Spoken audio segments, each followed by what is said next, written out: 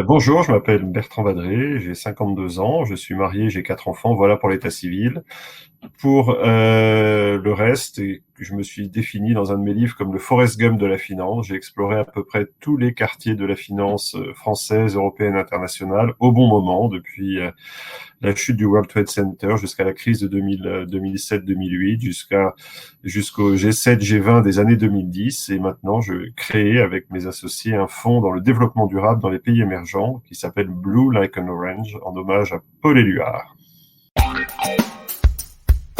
Blue Like an Orange, en hommage à Paul Éluard, c'est de considérer la planète comme une orange, comme un fruit riche, fécond, mais fragile. Euh, et donc, pour que cette planète fragile, qui est la nôtre, nous survive et prospère après nous, le développement durable, c'est pas juste quelque chose qu'on fait à côté, c'est quelque chose qui doit devenir central.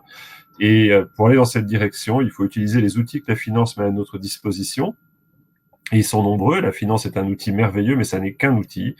Et c'est en voulant investir dans les pays émergents en développement, on a commencé en Amérique latine et on espère aller ailleurs plus tard, que nous souhaitons contribuer à transformer la planète durablement.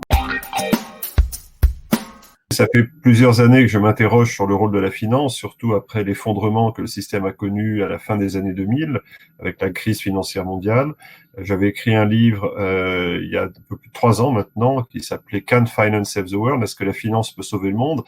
Dans lequel je rappelais que la finance est un outil et que comme tout outil, il doit être contrôlé par la main. Et donc, ce que je souhaite, c'est que la main reprenne le contrôle de l'outil, utilise les capacités extraordinaires de la finance pour transformer notre modèle économique et faire de ce modèle économique quelque chose qui soit fondamentalement et structurellement autour d'un développement qui soit non seulement durable, mais inclusif, et on l'a vu avec le Covid, résilient, qui puisse faire face à des chocs.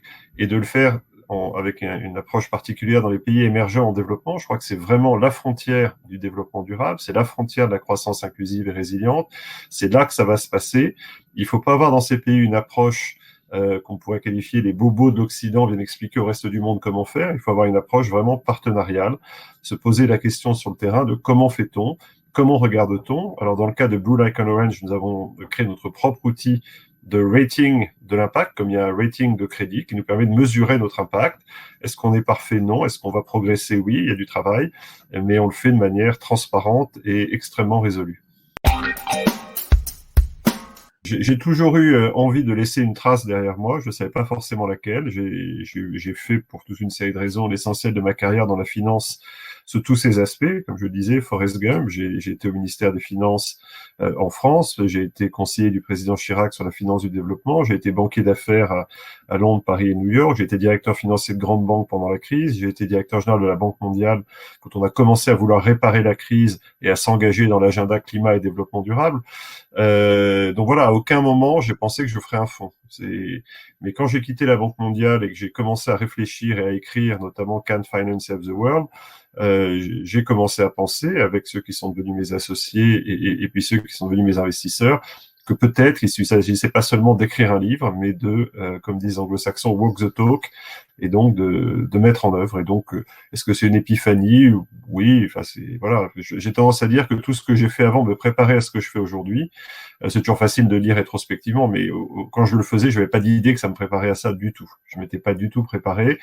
Et ce qui a été très dur pour moi, c'est de passer d'une carrière où pendant 20-25 ans, j'étais plutôt en haut de la tour, avec beaucoup de gens autour de moi à faire les choses, à un endroit où voilà, on est tous à relever ses manches et à faire.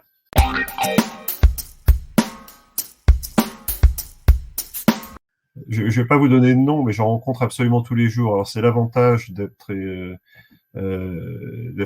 engagé avec le public par l'intermédiaire de mes conférences, de mes articles, de mes livres, etc. Donc de pas être seulement en charge d'un fonds d'investissement. Et donc je passe mes journées à recevoir, comme avec vous, vous êtes un des signes importants. Il y en a d'autres, des gens qui se lancent sur des nouveaux business models, des nouvelles approches, qui se mettent en risque et dont je suis très admiratif parce qu'ils le font plus jeunes avec plus d'enthousiasme que moi. Et à chaque fois que je peux les encourager, je les encourage parce que c'est ça qui me fait dire que même si les nuages sont un peu partout, il y a quand même beaucoup de ciel bleu derrière. Que la réalité, on a envie, parce que d'abord on est câblé comme ça, de faire plus attention aux mauvaises nouvelles qu'aux bonnes, et en réalité, on n'a jamais eu autant de moyens à notre disposition. Des moyens financiers sont gigantesques, on le voit bien avec les sommes qui sont mobilisées dans le cadre de la lutte contre le Covid. Les moyens technologiques sont extraordinaires. Regardez ce qu'on a fait avec le vaccin. On a un système d'organisation internationale et de coopération qui existe. Il fonctionne pas très bien, mais il existe.